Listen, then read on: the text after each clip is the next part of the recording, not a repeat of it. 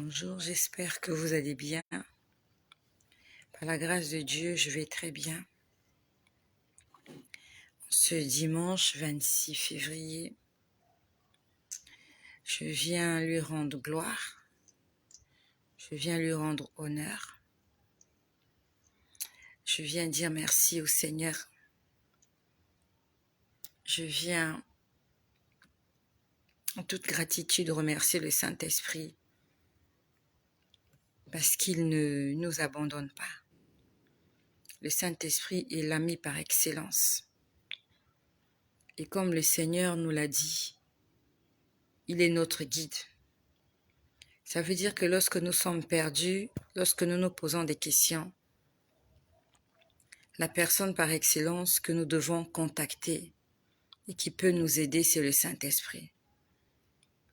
Les hommes n'ont pas les réponses à toutes les questions. Les pasteurs, les hommes de Dieu n'ont pas les réponses à toutes les questions. Il y a des inquiétudes, il y a des questionnements, il y a des zones d'ombre que les hommes ne pourront jamais t'expliquer.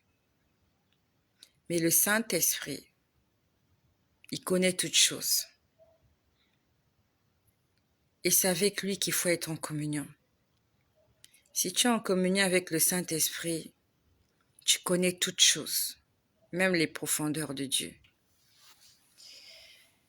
Hier, j'ai fait un partage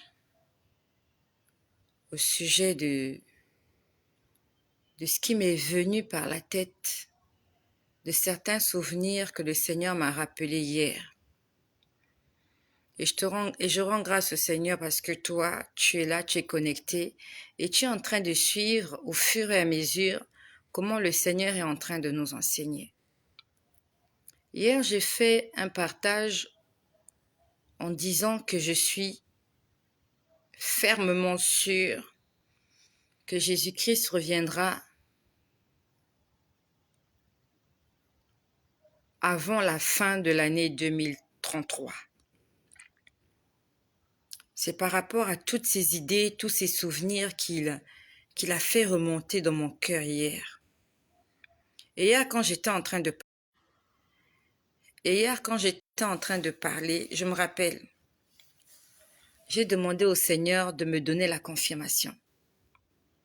J'ai dit, ça faisait déjà 2 fois le chiffre 7. La dernière fois, je vous ai dit à l'église, il était en train de me montrer des numéros qui étaient en train de survoler au-dessus des numéros survolaient et les numéros se sont installés d'eux-mêmes et ça faisait 2023. J'en ai parlé. Et lorsqu'on fait le total de 2023, tous les chiffres qui constituent 2023, on trouve 7. Et je vous ai dit que ça fait déjà 2 fois que le Seigneur m'a montré ce que je serais à 52 ans. Et je n'ai pas honte de le dire. J'aurai 52 ans dans 7 ans. Donc le chiffre 7 revient pour la 2e fois. Et hier, j'étais en train de demander au Seigneur de me confirmer. Parce que personnellement, j'ai bien dit c'est personnellement. J'ai pas dit que c'est le Saint-Esprit qui m'a dit qu'il viendra dans 7 ans. J'ai pas dit que c'est Jésus qui m'a dit audiblement je viens dans 7 ans. Mais c'est quand j'ai commencé à réfléchir au sujet de tout ça, j'étais en train de méditer, je me disais mais pourquoi le Seigneur est en train de me parler? J'ai ma collègue qui m'a appelé, on a parlé de la retraite. Le Seigneur m'a rappelé une expérience que j'ai vécue un samedi matin où je me suis vue en train d'évangéliser à 52 ans. Et la semaine dernière, il m'a encore montré une image de moi. J'étais assise quelque part. J'étais assise devant ma maison. Je sais que c'était ma maison. J'étais une femme tranquille. J'avais la paix de mon cœur. J'avais des gens qui m'entouraient. Et j'avais exactement 52 ans. J'ai dit, ça fait 2 fois que le Seigneur me montre que j'ai 52 ans. Et il m'a jamais montré au-delà de 52 ans. Et j'ai dit hier, j'attends la 3e confirmation parce que pour moi, le chiffre 3, c'est le chiffre de la perfection. Je suis d'accord. Il n'y a que Dieu qui connaît le jour, la date et l'heure. Mais le Seigneur est celui qui travaille avec des signes. Quand tu vois dans la Bible, on nous parle des signes. Il y a des signes. Lui-même, il dit, lorsque vous verrez ce genre de choses arriver, sachez que on parle des signes, des choses qui nous interpellent. Et Dieu travaille avec les signes. Dieu nous interpelle avec des signes et des prodiges. Ce matin, j'étais à l'église. Et je remercie le Seigneur parce que nous avons des églises locales dans lesquelles nous pouvons aller de temps en temps pour communier. Et le pasteur était en train de prêcher. Il prêchait sur l'élévation. Et j'étais là, j'écoutais. À un moment donné, je crois qu'on a commencé à prier. Et quand on a commencé à prier, je me suis retrouvée dans un endroit, en esprit. C'était comme sous une falaise. C'était une très belle image, mais une image très délicate. Je vais essayer de décrire l'image. C'est comme si j'étais au bord de la mer, mais pas de la plage. J'étais sur des pierres, parce que je voyais des pierres de couleur sombre. Et j'étais là, je voyais la mer et les vagues qui venaient se cogner sur les pierres. Et quand je regardais autour de moi, il y avait une grande montagne de rochers, rocailleuses. C'est vraiment ce qu'on appelle la falaise. C'est le genre d'endroit, si vous tombez de là-haut, vous avez une chance sur 10 de vivre parce que vous atterrissez sur des rochers, sur des pierres.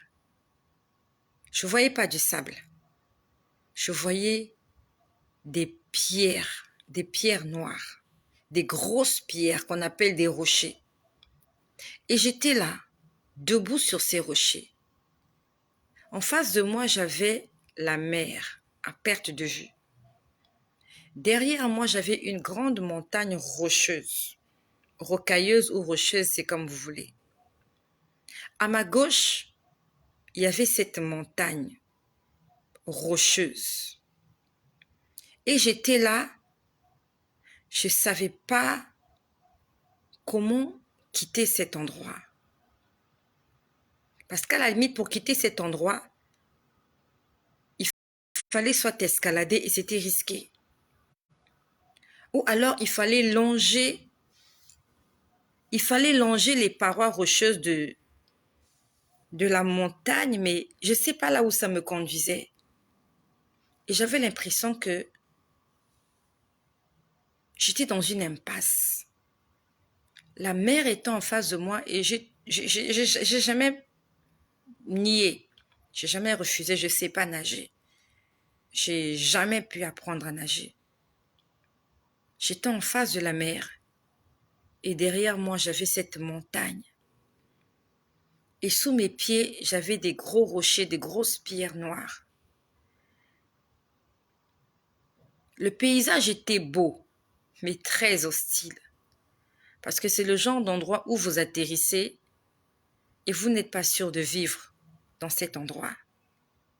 En plus, l'eau de la mer, elle est salée. Ça veut dire que l'eau de la mer ne pourra pas beaucoup vous aider parce que l'eau de la mer est salée. Et je me suis dit, mais si je reste dans cet endroit, je vais mourir. Et j'étais en train de le voir en vision. J'ai levé la tête il y avait une montagne de rochers. Elle était noire. C'est comme la pierre noire. C'est comme lorsqu'il y a eu une éruption volcanique. L'éruption volcanique, c'est le volcan. Vous voyez, lorsqu'il y a eu le volcan, il y a cet amas de roches noires. Et c'était comme ça. C'était des rochers noirs, une montagne de rochers noirs, des pierres noires, des grosses pierres noires sous mes pieds. Et les vagues venaient frapper. Les vagues venaient frapper. Et j'étais là dans un coin, je me disais, mais qu'est-ce que je fais là? Et si je reste là, je vais mourir. Mais c'était beau. Le ciel était bleu, la mer était belle, c'était propre. Le bruit des vagues, mais l'endroit était... On ne peut pas vivre là. Et quand j'ai vu et quand je me suis vue dans cet endroit, je dormais pas. Je dormais pas. Et je rends grâce au Seigneur. Parce qu'il peut me transporter comme ça vers des dimensions pour me montrer des choses. Et souvent, je ne comprends pas. Souvent, je comprends. Souvent, je ne comprends pas. J'essaie de comprendre pourquoi Dieu avait amené mon esprit dans cet endroit. J'essaie de comprendre pourquoi Dieu m'avait amené. Je me disais, mais j'étais en train de réfléchir. Je me suis dit, mais qu'est-ce que je fais là? En plus, je ne voyais pas de bateau pour dire que je peux sauter dans un bateau ou dans une barque pour essayer d'atteindre le rivage. En fait, c'est un endroit où si on vous laisse là, vous n'allez pas survivre. Et j'ai pris peur. Je me suis dit, Seigneur, c'est quoi cet endroit?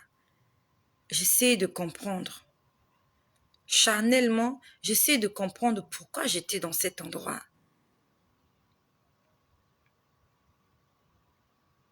Alors que j'étais assise à l'église, on était en train de prier, je ne sais plus sur quoi. Mais moi, mon esprit était dans cet endroit. Je vis des choses à couper le souffle.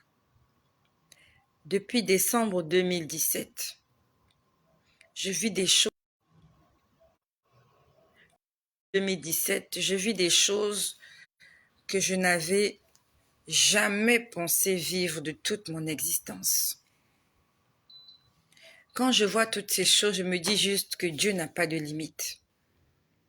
Dieu n'a pas de limite. Tous les jours, il me montre des images les unes différentes des autres. Tous les jours, il me fait des révélations, il me dit des choses les unes différentes des autres. Rarement, c'est du copier-coller. Rarement, ce sont les mêmes révélations. Tous les jours, il y a quelque chose de nouveau. Tous les jours, il y a quelque chose de nouveau. Notre Dieu n'est pas un Dieu de la monotonie. Non. Et quand j'étais en train de penser à ce sujet, le Seigneur m'a dit, tu m'as demandé une confirmation.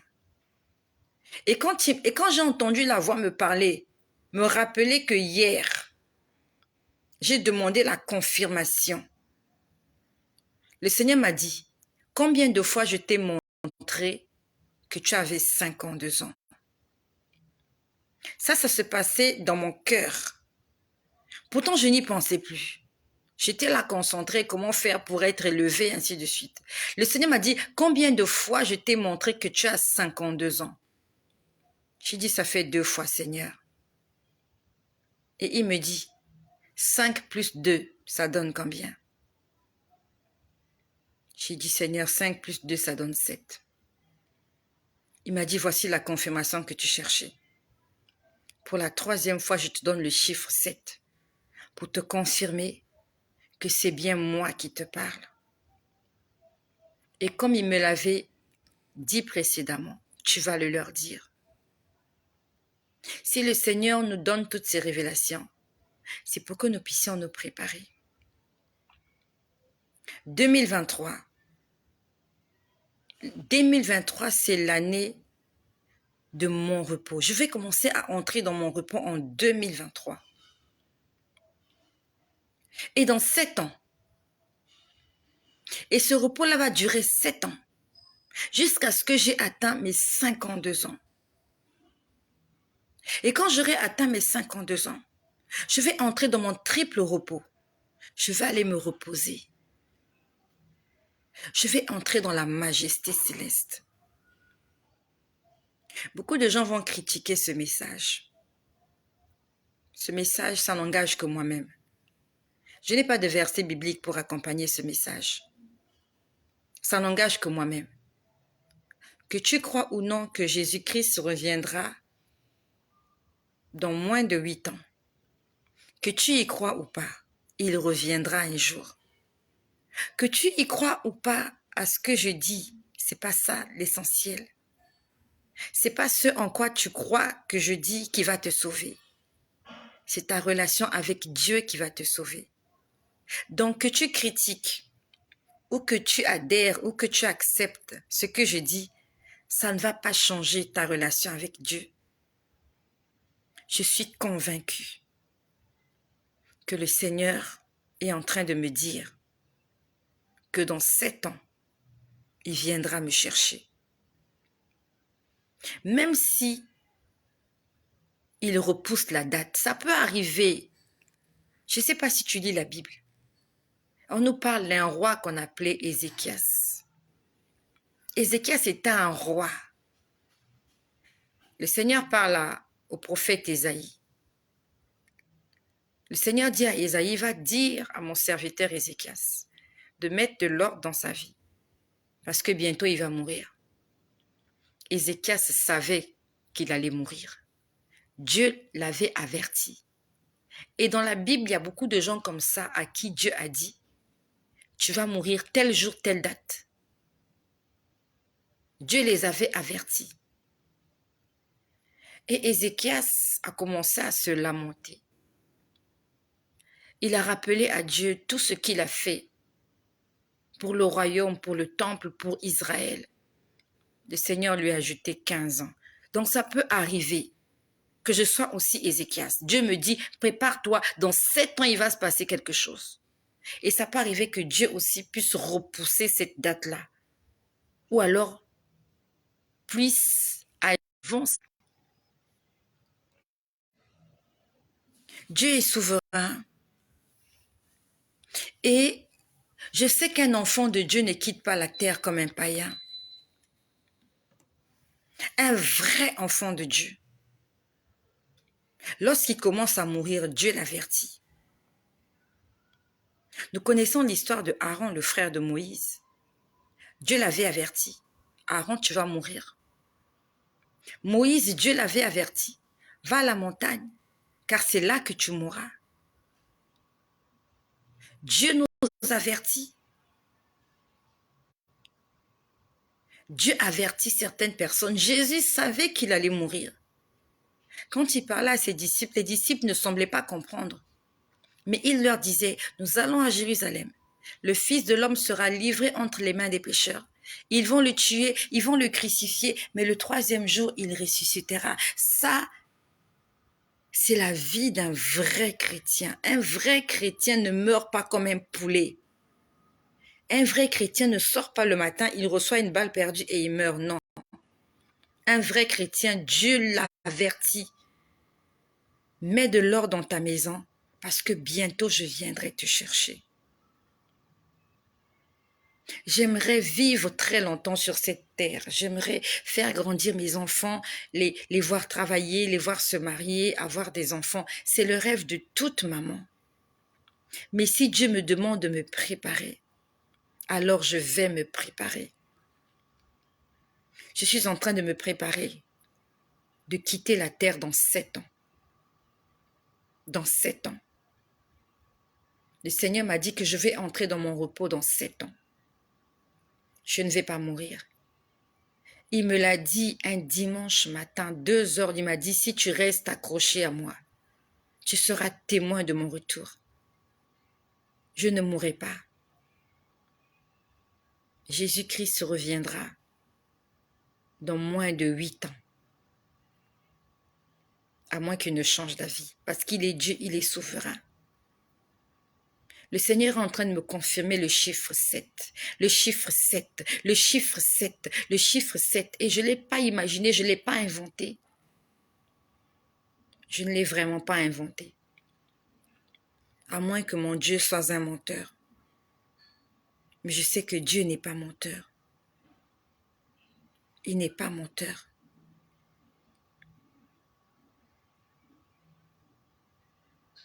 Il n'est pas menteur. Tu peux critiquer ce message, tu as le droit de le critiquer. Personne ne connaît la date, oui. Mais le Saint-Esprit, qui est notre guide, qui est le gage pour notre salut. Tu sais c'est quoi le salut? Est-ce que tu connais ce que signifie le salut? Le salut, ça veut dire, il est là pour que tu ne te perdes pas. Il va tout faire pour que tu ne te perdes pas. Il va te donner des signes, des indices. Peut-être pas la date, l'heure, le jour, non. Il va te donner des signes. Il y a des signes qui ne trompent pas. Lorsqu'une femme est prête à accoucher, il y a des signes, il y a des contractions, il y a quelque chose. Et quand la femme va, pendant les consultations prénatales, la sage-femme lui parle des signes. Il y a des signes pour reconnaître une femme enceinte. Elle se met à vomir, elle a la nausée. Ce sont des signes. Il y a des signes pour reconnaître que quelqu'un a le Covid. Il fait des fortes fièvres, il tousse. Mais tu es sûr que notre Dieu n'a pas de signes? Il ne travaille pas avec des signes. Moi, je crois qu'il travaille avec des signes. Le problème chez nous, c'est qu'on ne sait pas interpréter les signes de Dieu. On ne cherche même pas à les comprendre.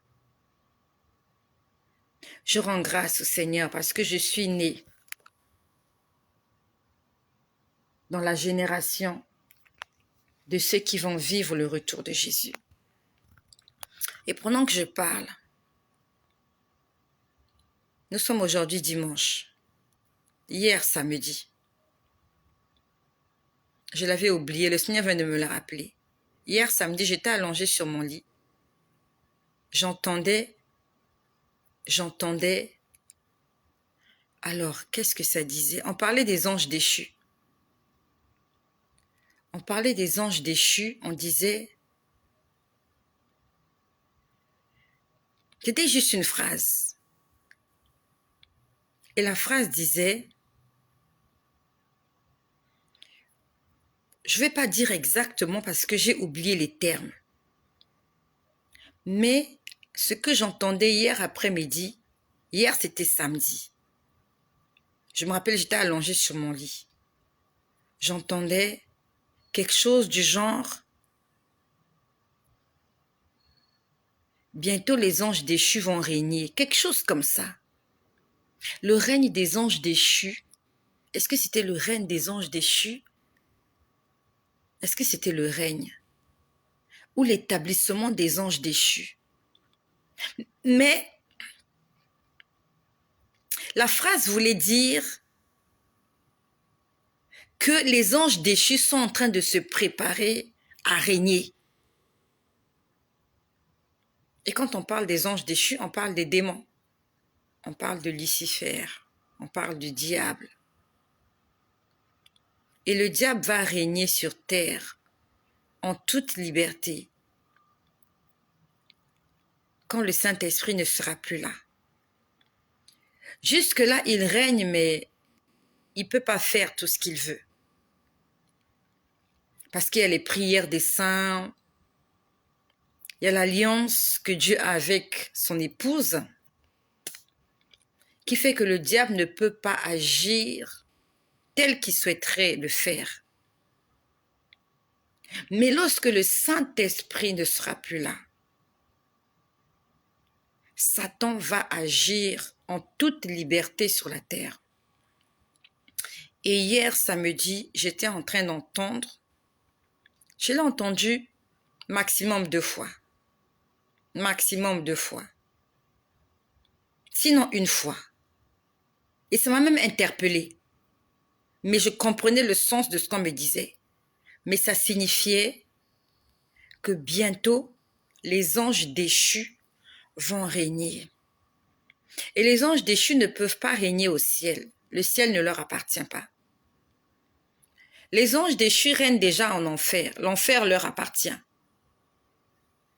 Le seul endroit, la seule sphère qu'ils ont encore du mal à acquérir, à conquérir, c'est la terre. Parce que sur la terre, il y a des hommes et sur la terre, il y a encore le Saint-Esprit. Je suis convaincue que Dieu est en train de nous envoyer un message. Que tu y crois ou pas, que tu sois prêt ou pas, moi, je vais me préparer. Et si ce Dieu-là m'a menti, on verra bien dans 7 ans. Mais il m'a donné une condition. Il m'a dit, si tu restes attaché à moi. Donc, il y a une condition qui est là. La condition, c'est, si je reste attaché, je serai témoin. 2 fois, enfin, j'ai vu l'enlèvement plusieurs fois. Et une fois, j'ai vu que l'enlèvement s'est passé. J'étais en train de causer avec un voisin et j'ai vu un tourbillon passer et ce tourbillon-là m'a amené. Une fois, j'ai vu l'enlèvement, ça s'était passé dans la nuit, très tôt le matin. Et quand nous sommes réveillés, les enfants et moi, on a constaté qu'il y avait l'enlèvement et on était restés. J'étais restée avec mes enfants. Et une autre fois, j'ai vu qu'il y avait l'enlèvement et que je me retrouvais dans la ville où était ma mère. Et je me suis retrouvée, j'étais restée, mais j'étais seule. Je ne savais pas là où étaient les enfants. Jésus-Christ est bon. Beaucoup de gens vont critiquer ce message. Au lieu de le critiquer, commence à te préparer. Peut-être que tu ne seras pas témoin de ces choses-là. Lorsque les enfants d'Israël ont quitté l'Égypte, ils étaient une multitude, ils étaient des milliers. Lorsque les enfants d'Israël ont quitté l'Égypte, ils étaient des millions, des milliers. Ils croyaient qu'ils allaient passer 1 mois, 2 mois, quelques semaines et entrer à Canaan. Ils croyaient qu'ils allaient entrer à Canaan. Ils savaient qu'il y avait un Canaan. Et ils sont presque tous morts dans le désert. Ils s'imaginaient qu'ils allaient manger les fruits de Canaan. Ils ont entendu parler de Canaan. Même Moïse, il savait qu'il y aura des belles choses à Canaan. C'est un pays où coule le lait, le miel. Mais ils ne sont jamais entrés dans ce pays. Que tu le veuilles ou pas, Canaan existe. Que tu le veuilles ou pas, il y a des gens qui vont entrer à Canaan. Peut-être que tu n'entreras pas. Au lieu de te poser la question, est-ce que Canaan existe ou pas? Dieu a dit que ça existe. Ne me critique pas. Fais tout pour entrer à Canaan. Fais tout pour entrer à Canaan. Même si Moïse est un menteur, c'est pas important. Peut-être que je suis une menteuse. Peut-être que je raconte n'importe quoi. Mais un jour, nous allons tous mourir. Un jour, Jésus reviendra. Un jour, nous allons comparer devant le tribunal de Dieu. Et ça, c'est un fait, qu'on le veuille ou non. Que je sois une prophétesse du diable, de Lucifer, de 666, que je sois une prophétesse de menteuse, ça n'est pas le problème. Le problème, c'est ta relation à toi et Dieu. Ce que je dis, ça n'engage que moi. Ce que je dis, c'est moi qui l'ai dit. Et si je mens, j'aurai des comptes à rendre devant le tribunal de Dieu, devant le grand trône blanc. C'est moi qui vais m'expliquer. Et si j'ai menti, je serai puni, c'est pas toi. C'est pas parce que tu auras écouté ce que je dis ici que tu seras puni, non. Un jour, tu quitteras la terre, mon ami, que tu le veuilles ou non. Un jour, tu comparaîtras devant le tribunal. Moi aussi, je comparaîtrai. Si je dis des bêtises, Ce jour-là, Dieu me posera la question, tout ce que tu as raconté comme bêtise, dis-moi un peu, tu as égaré mon peuple. C'est venu d'où ces choses-là? Je lui dirai, Seigneur, ce sont des choses que j'ai vues. Tu m'as fait entendre, tu me les as confirmées. J'ai peur de ce Dieu-là, tu sais. J'ai peur de ce Dieu-là. Le jour où il est venu me parler, quand j'étais allongée sur mon lit, le jour où il m'a dit, je suis l'Éternel ton Dieu. Je suis saint, saint, saint. Tu vas le leur dire. Tu vas le leur dire. Tu vas le leur dire. Il était juste en train de parler, il n'était pas en colère. Mais mon corps était paralysé. J'étais allongée sur mon lit. Mes yeux étaient comme ça écarquillés. Je ne bougeais plus. Mon corps ne bougeait plus. Avant que la voix ne parle, il y a eu des tonnerres. Je voyais des éclairs. Je me suis dit au fond du cœur, c'est la fin du monde. Il y avait 2 anges qui étaient en train de danser dans ma chambre. J'entendais de la musique dans ma chambre. Je n'ai pas rêvé. It's not a dream. C'est pas un rêve que j'ai fait. Si c'était un rêve, je m'en souviendrais. C'est pas un rêve. Mon plafond avait disparu. Je voyais un portail dans le ciel. J'ai pas rêvé. À moins que je sois Alice au pays des merveilles. J'ai pas rêvé. Je suis convaincue que je suis pas folle. Que tu me prennes pour une folle ou pas, c'est pas grave. Prépare-toi. Notre délivrance arrive. La délivrance arrive. La délivrance arrive.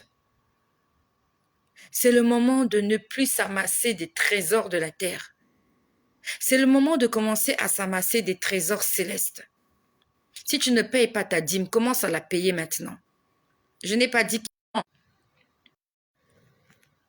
dit qu'il faut plus construire ta maison. C'est pas ce que j'ai dit. J'ai pas dit qu'il faut arrêter de chercher le travail. C'est pas ce que j'ai dit. 7 ans, c'est beaucoup. 7 ans, c'est beaucoup. Mais ça passe aussi très vite.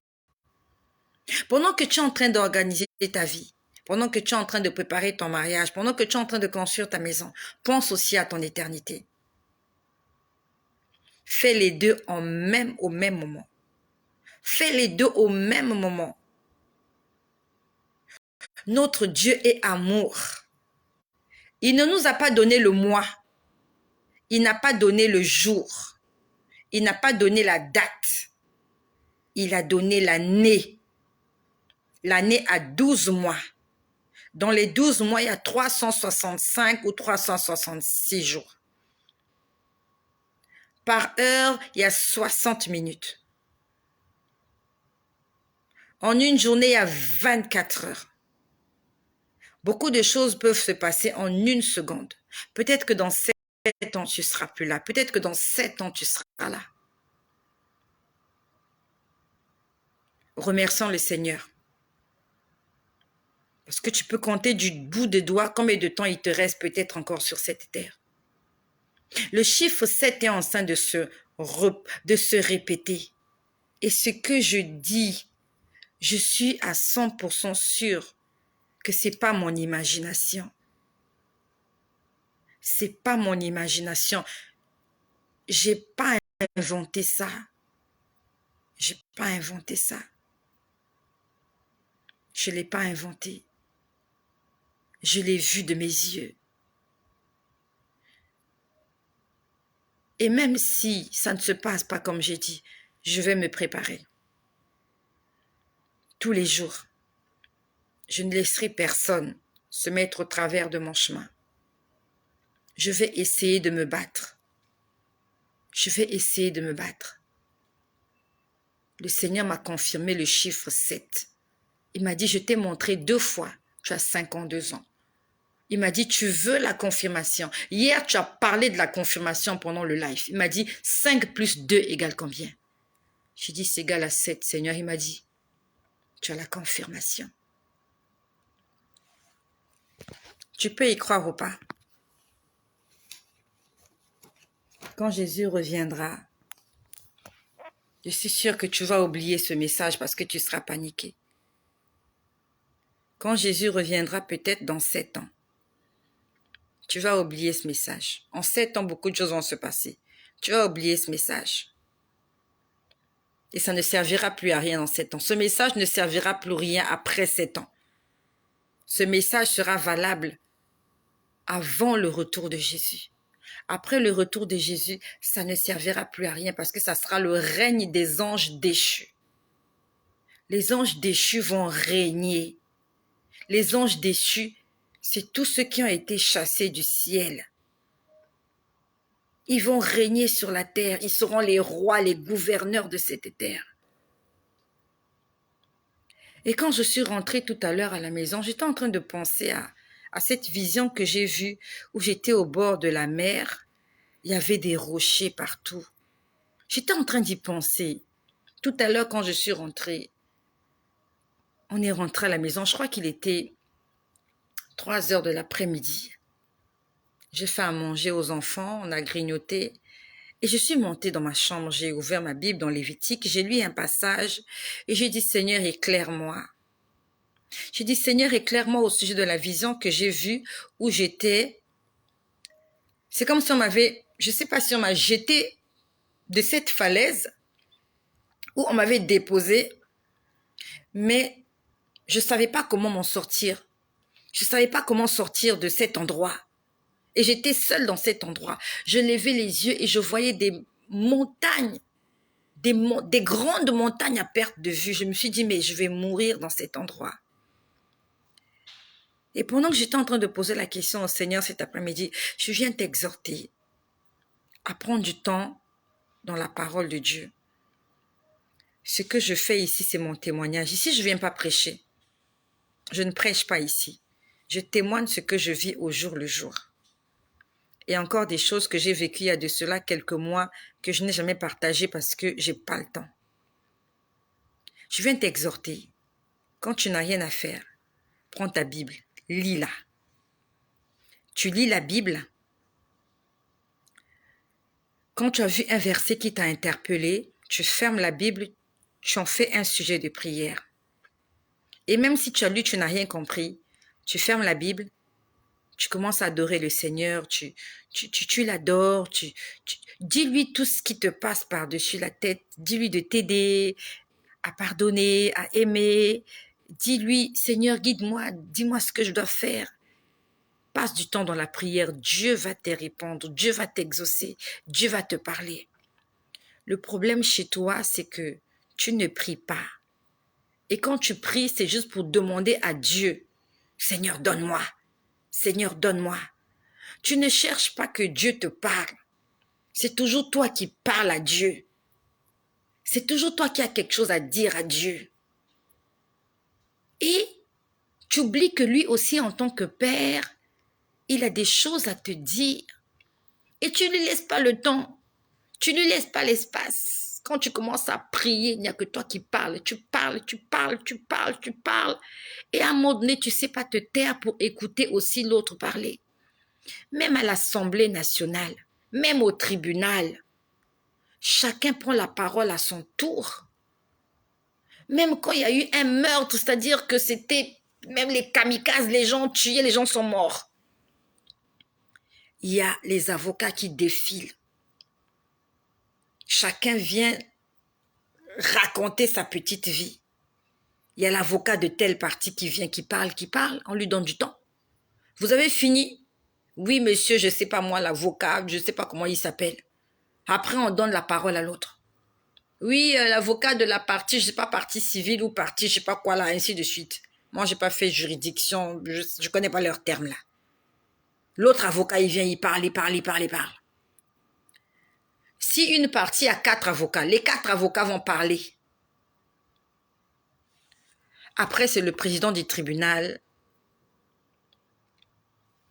qui prend la parole. Le problème chez toi, dès que tu as ouvert ta bouche, tu ne la fermes plus. Seigneur, regarde, Seigneur. Pourquoi? Seigneur, regarde. Après, tu dis Amen, tu te lèves, tu es parti. Et comment Dieu va te répondre? À quel moment tu vas lui laisser le temps de te répondre, de te parler? À un moment donné, ne demande rien. Tu viens juste, tu as lu ta Bible, tu dis, Père, parle-moi. Parce qu'il y a sûrement des choses que tu dois me dire. Il y a des choses que je ne comprends pas. Il y a des choses que je ne maîtrise pas. Il y a des choses que je ne connais pas. Et tu as sûrement envie de m'avertir, de me dire des choses, de me montrer, de me guider, de me dire, va à gauche. Et tu dis-lui, Père, parle-moi. Parle-moi. Même dans le couple, chacun a un temps pour parler. Même si ton mari est un bulldozer, étant donné que tu es sa femme, tu connais le moment opportun, quand il est calme, quand tu suis la télé, il est content, il a mangé. Tu viens avec tout le respect. Tu as bien mangé? C'était bon? Tu as passé une bonne journée? Est-ce que je peux te parler? S'il dit oui, tu te mets à parler. La parole t'est accordée. S'il dit non, tu reviendras plus tard. Mais notre Dieu n'est pas un bourreau. Dieu n'est pas un bourreau. Dieu n'est pas ton mari méchant là, qui te bat, qui te dit n'importe quoi, qui t'insulte devant les gens. Dieu est notre Père et il est civilisé. Lorsque tu as parlé, il t'a écouté. À un moment donné, pose-lui la question, et toi, tu n'as rien à me dire? C'est ça la vie dans un couple. Chacun doit avoir son petit espace pour s'exprimer. Quand on fait les réunions de famille, on donne la parole à tout le monde. Toi, tu donnes jamais la parole à Dieu. Quand tu as pris la parole, depuis le 1er janvier que tu avais pris la parole, jusqu'aujourd'hui 26 février, c'est toi qui parles à longueur de journée. Et tu es étonné, Dieu ne me dit rien. Je prie, il ne me répond pas. Mais est-ce que tu lui laisses le temps de te parler? Est-ce que tu es disposé à écouter? Tu es calé dans tes décisions. Tu as dit que tu vas faire. Tu dis, je vais faire, c'est ça, c'est ça. Est-ce que Dieu est d'avis avec la décision que tu as prise? Donc, je suis rentrée ce soir. Non, pas ce soir, l'après-midi. Il était 3 heures de l'après-midi quand nous sommes rentrés. J'ai lu Lévitique, chapitre 10, quelques versets. J'ai dit, Seigneur, parle-moi. J'ai dit, Seigneur, parle-moi au sujet de la vision que j'ai vue à l'église. J'ai dit, ça signifie quoi? Ça signifie quoi? Là où je me suis retrouvée, il y avait la mer. Derrière moi, il y avait une montagne rocailleuse et je ne savais pas comment en sortir. À ce moment-là, je vois, c'est-à-dire que ça allait très vite. À peine j'ai posé la question, ça allait très vite. J'ai vu quelque chose. J'ai vu, alors je ne sais pas comment appeler ça, peut-être un toboggan. J'ai vu ça sur les réseaux sociaux. C'est dans les parcs d'attractions. Vous montez quelque part très haut et il y a un toboggan. En fait, toboggan, c'est trop dire, mais c'est comme... En fait, c'est comme un toboggan, mais c'est fermé. Donc, on va dire que c'est comme un tunnel, mais en fait, c'est pour s'amuser. C'est pour s'amuser.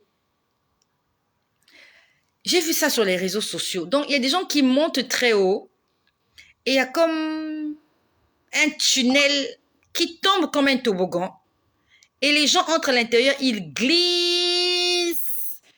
Ils atterrissent peut-être sur une piscine, quelque chose comme ça. Je ne sais pas comment on appelle ça.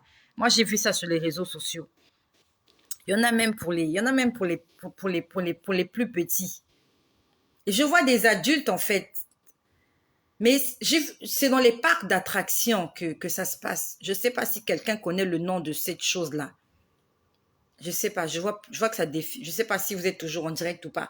Mais vous montez quelque part et il y a cette chose-là. Vous entrez là. Mais vous savez que vous allez... Oui, c'est un toboggan, mais c'est fermé en fait. C'est pas un toboggan ouvert. Donc, c'est comme un tunnel. Et vous entrez là. Et généralement, les gens, quand ils entrent là, ils crient. Bon, souvent, il y a des gens qui peuvent te pousser, mais on va dire que c'est de l'attraction, mais c'est de l'attraction avec, comment on appelle ça? Avec beaucoup d'adrénaline, on va dire ça comme ça. Parce que vraiment, c'est vrai que ça amuse, mais voilà, il y a aussi un peu d'adrénaline, il y a aussi un peu de la peur parce que vous allez en hauteur et vous glissez dans ce tunnel-là. Et généralement, il y a de l'eau dedans pour que vous puissiez bien glisser. Et je vois quelque chose comme ça. Something like that. Quelque chose comme ça. Et je suis en train de voir la scène. Je suis en train de poser la question au Seigneur. Ce que signifie la vision que j'ai vue à l'église, où je me retrouve au milieu des rochers avec la mer en face de moi. Le Seigneur ne me répond pas, mais il me montre une autre image. Ça s'appelle des signes. Dieu nous parle par des signes, par des visions. Ça peut arriver que Dieu ne te réponde pas directement. Tu as posé la question, mais au lieu qu'il te dise oui ou non, il te montre encore quelque chose d'autre pour t'amener quelque part. Et j'ai appris que Dieu veut que nous puissions entrer en profondeur. Ça arrive que lorsque je pose la question, ça arrive, mais pas tout le temps. Ça arrive que je pose la question au Seigneur, Seigneur, c'est oui ou non? Ça arrive que j'entende oui. Ça arrive que j'entende non, mais pas tout le temps. Généralement, tu lui poses la question, il te montre quelque chose. Donc, dans quelque chose qu'il t'a montré là, il y a une vérité cachée. Et quand tu auras découvert cette vérité cachée, il te montre une autre vérité. Donc, on va dire c'est step by step. Il est en train de t'accompagner étape par étape. Et j'ai compris que c'est une façon pour Dieu de nous garder près de lui. Parce que s'il nous dit juste oui, non, on a dit amen, la prière est finie. Mais Dieu veut, tu as prié 10 minutes, il t'a montré quelque chose. Tu n'as rien compris. Tu pries encore 10 minutes, il te montre quelque chose. Encore 10, encore 10. Et tu as comme plusieurs couloirs qui s'ouvrent à toi. Tu commences à avoir une visibilité très élargie parce que tu es entré dans l'atmosphère. Tu es entré dans une sphère où tu peux comprendre les choses. Alors que si tu étais resté à la première étape, les choses seront différentes. Je ne sais pas si tu comprends ce que je veux dire. En résumé, Dieu veut passer du temps avec nous. Je ne sais pas s'il y a des cours qui font 30 minutes à l'école. Les cours, c'est toujours 1 heure, 2 heures. Moi, j'ai été à l'école. Il n'y a pas de cours de 30 minutes. Même les cours de musique, c'est pas une demi-heure. C'est toujours 1 heure. Maximum. Non, pas maximum. Minimum 1 heure. De 7h30 à 8h30, il y a telle matière. C'est jamais de 7h à 7h30. Jamais. C'est toujours 1 heure de cours. Parce qu'ils savent que peut-être en moins d'1 heure, c'est pas évident de vous transmettre ce qu'ils ont à vous transmettre. Et je crois qu'avec Dieu, c'est pareil. Il sait que ce petit temps-là n'est pas suffisant. Il va pas te dire beaucoup d'informations. Donc, plus tu restes dans sa présence, plus tu suis le cours, tu découvres, tu apprends, tu comprends et tu deviens un expert. Tu ne peux pas apprendre l'anglais en 1 heure. Il faut plusieurs cours de langue pour te parfaire, pour devenir parfait. Le problème chez toi, c'est que tu veux devenir parfait en une séance de prière. Tu as fait 3 jours de jeûne, tu as lu la Bible pendant 3 jours, et pour toi c'est suffisant. Dieu doit t'utiliser parce que tu as jeûné 3 jours. Ah, Jésus a jeûné 40 jours. Moïse a jeûné 40 jours. Élie est resté 40 jours sans manger dans le désert. Toi, tu as jeûné 3 jours, tu crois que tu as atteint l'Eldorado. 3 jours, mon ami. Même les prisonniers, ils jeûnent 3 jours. Même une femme qui a eu la césarienne, tant qu'elle n'a pas eu le gaz, même si c'est au bout d'une semaine, quelqu'un qui est passé par une intervention chirurgicale, tant qu'il n'a pas les gaz, il ne mange pas. Et il peut rester comme ça une semaine. Donc, ton 3 jours de jeûne là, c'est insignifiant. Parce qu'il y a des gens qui jeûnent une semaine parce qu'ils ont besoin d'être en bonne santé. Il y a des gens qui jeûnent un mois. Toi, tu as jeûné 3 jours, tu as lu la Bible pendant 1 heure et tu crois que tu as atteint le ciel. Donc, revenons à ce que j'étais en train de dire. Je suis en train de me rendre compte que je ne finirai pas ce partage. Le Seigneur m'a beaucoup parlé cet après-midi. Et je veux te dire que Dieu peut te parler comme ça. Il faut que tu sois disposé et que tu lui laisses le temps. Ouvre ton esprit. Confie-toi en l'Éternel. Abandonne-toi. Je ne sais pas si tu es déjà tombé amoureux d'un homme. La façon dont tu t'abandonnes à cet homme-là, abandonne-toi à Dieu comme ça. Tu dis, Seigneur, je t'appartiens. Prends-moi, fais de moi ce que tu veux. Enseigne-moi, c'est-à-dire que utilise-moi comme tu veux. Il va te parler. Il va te parler et tu vas aimer ça. J'aime ça. J'aime ce que je suis en train de vivre. Donc, je vois cette espèce de toboggan. Et je vois la scène. Et je crois que je vais terminer par là. Je ne sais pas depuis quand je suis en train de parler. Et merci pour toutes les personnes qui partagent.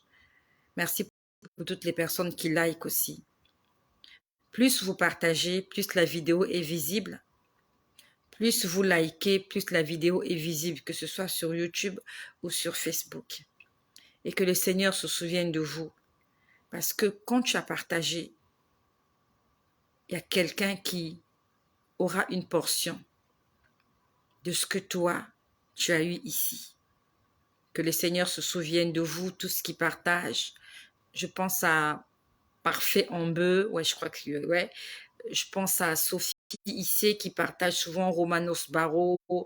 Vous êtes nombreux, Anastasie Agui. Vous êtes nombreux, vous êtes nombreuses. Que le Seigneur se souvienne de vous parce que c'est une façon d'évangéliser aussi. Aujourd'hui, nous sommes plusieurs abonnés, c'est grâce à vous. C'est grâce à vous. Ce n'est pas un effort que j'ai fourni. Dans le temps, je partageais les vidéos. Aujourd'hui, je ne les partage plus parce que tu t'es joint à moi. Nous sommes devenus des évangélistes et nous avons atteint les extrémités de la terre. Juste en partageant. Partage des choses pour la gloire de Dieu. Donc, je vois ce toboggan-là. Et je vois la scène. Et ça allait très vite. À peine j'ai posé la question au Seigneur. J'ai dit, Seigneur, tu dois... J'ai dit, Seigneur, explique-moi. C'est quoi cette vision là où je me suis retrouvée? J'étais bloquée. Et je vois ce toboggan fermé. Et je sais que dans le toboggan, il y avait quelqu'un à l'intérieur. La personne était en train de d'étaler le toboggan. Et la personne criait. Ah! À la sortie du toboggan, quand la personne sort du toboggan, je vois maintenant la personne. Parce que jusque-là, je n'entendais que le bruit de la personne qui d'étaler le toboggan. Je ne le voyais pas parce que le toboggan était fermé. Le toboggan avait un couvercle.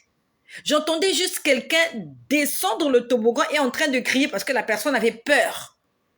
La personne a hurlé et quand la personne est arrivée à la fin du toboggan, c'était pas une piscine, c'était du sable. C'était pas une piscine, c'était du sable.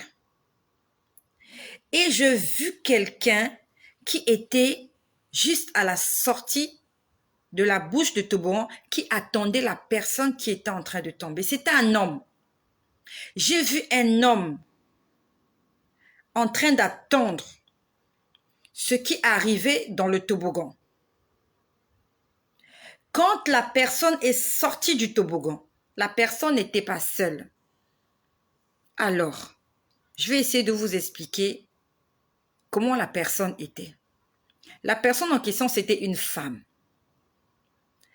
Il y a des personnages gonflables.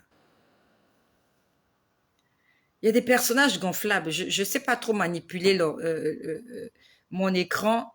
Sinon, j'allais partir vous chercher des images que j'allais basculer. Mais bon, je peux pas. Je ne sais pas comment ça se fait. Il y a des personnages gonflables qu'on trouve souvent. Je ne sais pas comment je peux expliquer. Il y a des personnages gonflables. Ils sont là pour amuser les enfants, en fait. Et j'ai vu ça sur les réseaux sociaux. Je ne sais pas comment on appelle ça. Vous entrez à l'intérieur et on gonfle, on pompe la chose. C'est comme un gros ballon. Et vous êtes la personne à l'intérieur. Et il suffit juste d'une aiguille pour percer et ça se perce. Je ne sais pas comment on appelle ça. Mais c'est vraiment pour amuser les enfants. C'est comme... ce sont des personnages gonflables. C'est le terme le plus simple que je puisse utiliser. C'est comme un costume que les gens enfilent et je crois qu'on pompe ça avec de l'air. Donc on pompe et la chose gonfle. Mais il y a quelqu'un à l'intérieur généralement, on amuse les enfants avec. Je ne sais pas si vous êtes toujours en direct. Aidez-moi. Je ne sais pas, est-ce que vous comprenez de quoi je parle? Est-ce que quelqu'un comprend de quoi je parle? Les personnages gonflables, là, on les trouve dans les guignols et tout ça. Je ne sais pas s'ils ont un nom. Est-ce qu'ils ont un nom? Je ne sais pas comment on les appelle. Mais vous comprenez ce que je dis? D'accord. Ok. Et on les trouve aussi dans des endroits où il y a les enfants. Donc, je vois un personnage gonflable. Il était dans un costume blanc. Et quand la personne sort du toboggan, cette personne-là était, comment je peux dire, était protégée. Bon, je ne sais pas si protégée, est-ce que c'était protégé ou pas, mais la personne des mascottes, bon, je ne sais pas. Bon, je ne sais pas comment on appelle ça, mais bon. Moi, je vois ça sur les réseaux sociaux et les enfants, ils aiment bien voir ça. Ça amuse les gens et tout ça là. Mais ce sont des personnes gonflables. Gonflable, ça veut dire que pas comme dans les matchs de NBA. Dans les matchs de NBA, ce sont des mascottes. Là, ce ne sont pas des mascottes. Là, ce sont des costumes gonflables. On gonfle ça avec une pompe. Avec une pompe. Et à la limite, si vous mettez, comment je peux dire, si vous mettez un couteau, le costume se troue et ça se dépompe. Alors que les mascottes, c'est différent. Les mascottes qu'on voit pendant les matchs de basket, ils sont en tissu. Ils sont en tissu et ils mettent des masques, voilà. Sauf que là, c'est différent. C'est pas du tissu, mais c'est du plastique. C'est du plastique. C'est du plastique. Si vous mettez quelque chose de pointu, ça se perce. C'est comme un ballon, en fait. C'est comme une montgolfière. Voilà. C'est comme un ballon. Voilà. Je sais que vous avez compris. On voit ça sur les réseaux sociaux. Donc, la personne sort. Voilà. Ce sont des déguisements obèses. Ce sont des gens, voilà. Ce sont des déguisements obèses. Voilà. Voilà. Donc, la personne qui sort du toboggan, elle était comme liée à ce personnage gonflable. Il était de couleur blanc. Et la personne était sur le personnage gonflable. Et ils ont je ne le voyais pas parce que c'était couvert. J'ai vu la scène quand la personne est sortie du toboggan, mais la personne était en train de crier. Donc, quand la personne arrive à la sortie du toboggan, il y avait un homme qui attendait pour recevoir la personne. Et dès que la personne est sortie du toboggan, l'homme qui était là a pris la personne, l'a arraché des mains de ce personnage gonflable et a fui avec la personne. Ça s'est passé très vite. C'est vraiment allé très vite. Il dit que j'ai vu la scène en une fraction de seconde. J'ai vu la scène en une fraction de seconde. Et quand j'ai vu la scène, je me suis dit, mais ça signifie quoi? Qu'est-ce que ça signifie? Le Seigneur m'a dit, tu es en train de descendre. En fait, c'est comme s'il me disait, tu es en train de traverser un moment de descente et ça t'effraie. Mais ne t'inquiète pas, je t'attendrai à la sortie. Il m'a dit, la personne qui est en train de détaler le toboggan là, c'est toi. Parce que j'entendais la personne hurler, crier, la personne avait peur. Mais quand la personne est arrivée, sans égratignure, pourtant ça atterrissait sur du sable. Normalement, quand vous atterrissez sur du sable, ça devait brûler la personne, ça devait blesser la personne. Parce que c'est du sable. Et le sable, ça fait mal. Le contact du sable avec la peau, surtout quand c'est à une vitesse accélérée, ça fait très mal. Déjà, lorsque vous voyez les voitures en train de déraper, les pneus des voitures, vous voyez ce que ça fait. Donc, le Seigneur me dit, il était en train de m'expliquer la vision que j'ai vue à l'église où j'étais en face, il y avait l'impasse. La route était bloquée. Et je ne sais pas si on m'a jeté dans cette falaise et que je ne suis pas tombée ou on m'a juste déposée. Et le Seigneur me dit, la personne qui est tombée là, la femme que tu as vue, il m'a dit, c'est toi. Tu es en train de d'étaler. Mais il a dit, prends-le comme une... en fait, c'est comme s'il me disait, ne le prends pas mal. Parce que le toboggan, en fait, c'est pour s'amuser. Même si ça effraie certaines personnes, mais ça fait partie du jeu. C'est comme une distraction, mais sauf que une distraction avec beaucoup d'adrénaline, avec beaucoup de risques aussi, mais à la fin, ça se passe généralement bien. Et j'ai vu la personne, dès que la femme est sortie du toboggan, elle était noyée dans cette personne gonflable. J'ai vu l'homme, ça allait très vite, c'était comme un éclair. Il a fui avec la personne. Le Seigneur m'a dit, c'est toi. Tu es en train de descendre, mais ne t'inquiète pas. Cette descente ne te fera pas du mal. C'est une descente, c'est vrai qu'elle est prononcée, elle te fait peur, tu hurles à l'intérieur. Et dans ce toboggan, je vous ai dit, c'était fermé. Donc je ne voyais ni à gauche, je ne voyais pas, je ne voyais rien du tout. Et dans le toboggan, on ne voit pas le bout du tunnel parce qu'il y a des toboggans qui sont de forme circulaire, ça va à gauche, c'est serpenté, et vous ne savez pas vraiment. Et à l'intérieur, quand vous êtes à l'intérieur, à la limite, vous avez un peu peur. Le Seigneur était en train de me dire, ne t'inquiète pas. La dame dans la falaise, c'est toi.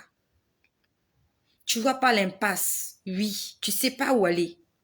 Mais ce qui est sûr, c'est que là où tu es, si quelqu'un veut te faire du mal, il va prendre des risques. Il faut qu'il prenne le risque de descendre la falaise pour te faire du mal. Même pas ça.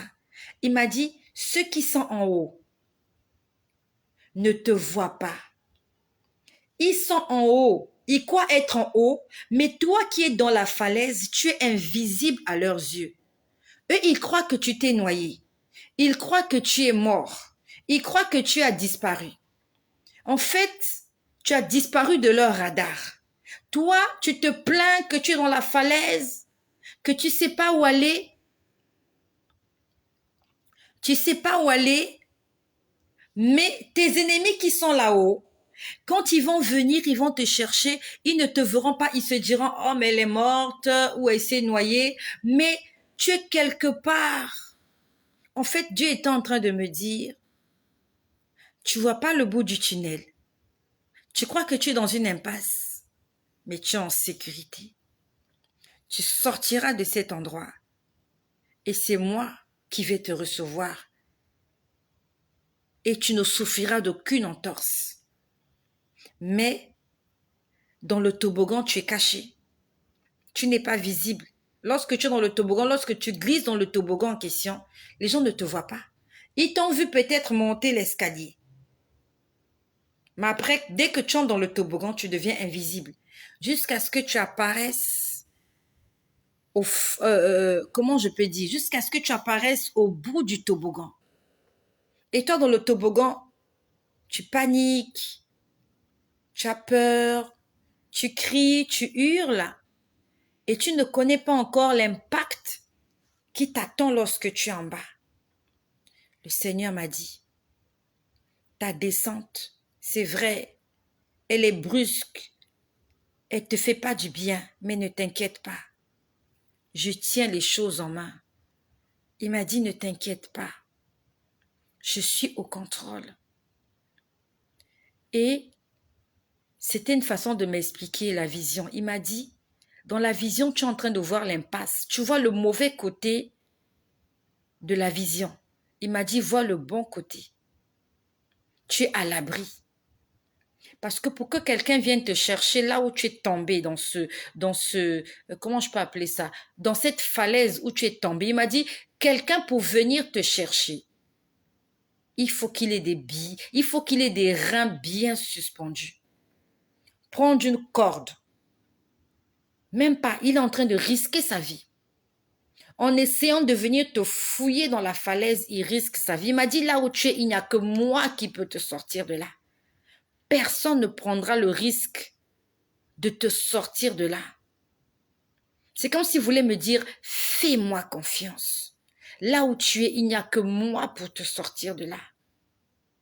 Et ça, ce n'est qu'une partie de ce qu'il m'a montré cet après-midi. Mais je vais m'arrêter par là parce que j'ai beaucoup parlé. En dehors de ça, il m'a montré beaucoup de choses. Il y a un dessin que j'ai fait là. Il m'a montré beaucoup de choses. Et pour que je n'oublie pas, je ne sais pas quelle heure il est. Il est 23 heures. J'ai peur d'oublier ce qu'il m'a dit aujourd'hui parce que je ne l'ai pas noté. Par la grâce du Seigneur, je vais revenir tout à l'heure. Continuer à vous dire de ce qu'il m'a dit au sujet du tabernacle. Il m'a parlé du tabernacle.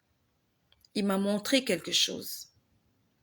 Et il faut que je revienne, sinon je vais oublier. Mais ce qui est sûr, il m'a dit que là où tu es, ce que tu es en train de vivre, ce que tu es en train de sentir, ça ne va pas te tuer. Je te sortirai de cet endroit. C'est moi qui te sortirai de cet endroit. Et j'ai vu que je suis sortie par le toboggan. Donc c'est comme s'il me disait, prends-le comme un jeu. Prends-le comme une distraction. Prends-le comme une perte de... Non, pas une perte de temps, comme une distraction. Voilà, comme une petite récréation. Parce que même si ce toboggan géant l'a fait peur, mais ça fait partie du jeu. Il y a des gens qui s'amusent en détalant ce toboggan-là. Je viens une fois de plus, mais confirmer et affirmer que Dieu est vivant. Jésus-Christ est Dieu. Jésus-Christ est le Fils de Dieu. Jésus-Christ est le salut de l'humanité. Jésus-Christ est celui qui nous sort de l'impasse lorsque tout est bloqué, lorsque le chemin n'est pas visible. À ce moment-là, Jésus-Christ est celui qui nous montre le chemin à suivre.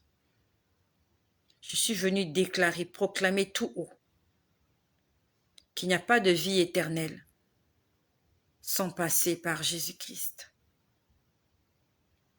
Que tu le crois ou non, moi j'y crois.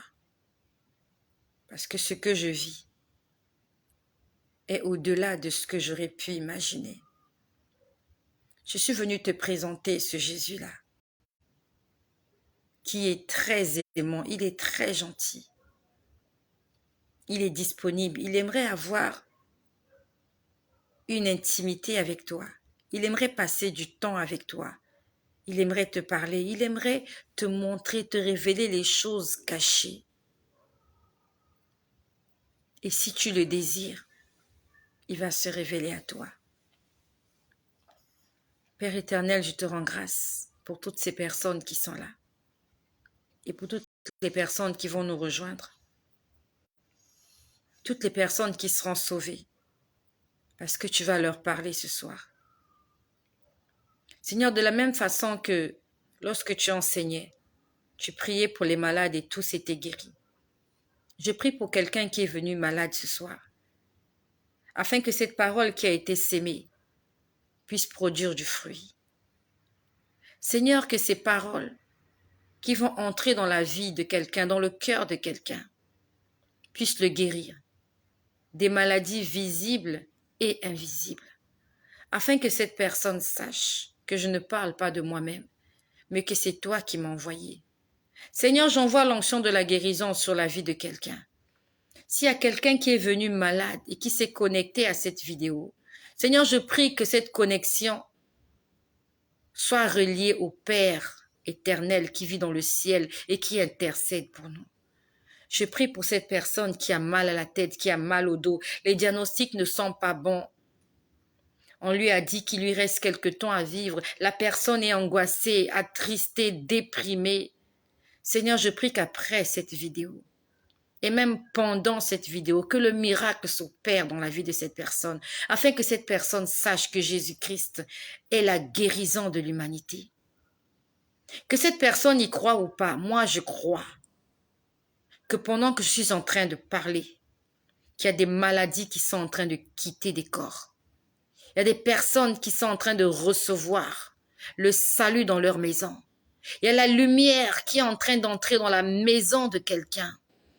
Dans une maison où il y avait les ténèbres, la lumière entre maintenant, la lumière Zoé, la vie Zoé entre maintenant dans la vie d'une personne. Seigneur, si c'est son enfant qui est malade, Seigneur, je prie après cette vidéo, quand elle ira toucher son fils, sa fille, que la fièvre quitte cet enfant au nom de Jésus.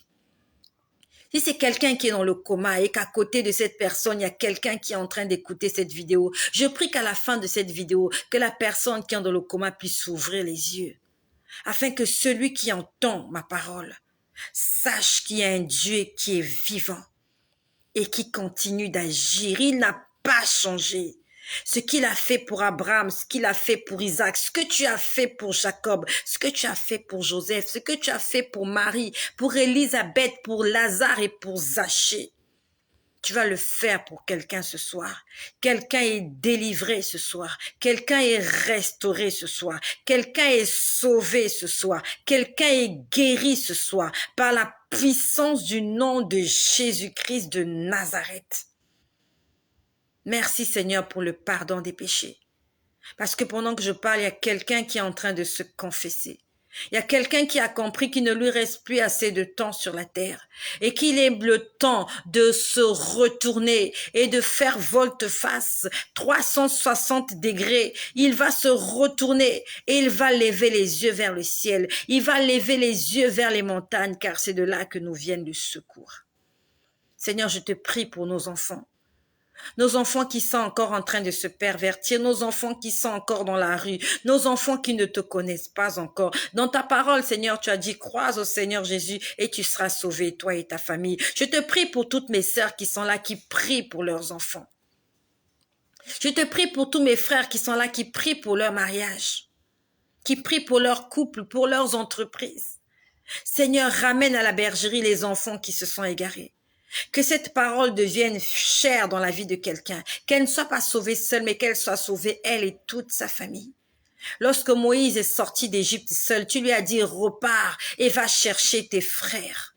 Et je prie, Seigneur, aujourd'hui, que cette femme qui m'écoute, que cet homme qui m'écoute, Seigneur, par ses prières, que ses enfants soient attirés vers toi, que son mari soit attiré vers toi, Seigneur, que sa famille soit attirée vers toi, parce que toi, tu n'as pas menti. Seigneur, ramène à la maison les enfants qui se sont égarés, les enfants désobéissants, les enfants qui sont possédés par des esprits impurs, par des esprits de limitation, par des esprits de blocage, par la désobéissance. Seigneur, mon Dieu, rien n'est impossible à toi. Agis puissamment au travers de ce ministère que tu m'as confié, mais dont tu es le patron directeur général. Je ne suis que le gérant. Je ne suis que le porte-parole de ta parole. Je ne suis que le porte-parole de ta voix. Je suis en train de respecter et d'obéir à ce commandement que tu m'as donné. Dans le livre de Matthieu au chapitre 28, tu as dit « Allez et faites de toutes les nations des disciples ». Seigneur, je prie que toutes les personnes qui m'écoutent soient des disciples, des hommes et des femmes que tu as attirés vers toi, afin de les utiliser, afin d'impacter le monde, afin que le monde entier sache que tu es le chemin, que tu es la vérité et que tu es la vie. Seigneur, toi qui es derrière la parole de tes serviteurs afin de l'accomplir, je prie que tout ce qui est sorti de ma bouche se fasse chair pour la gloire et pour la seule gloire de ton nom. Ainsi soit-il. Amen.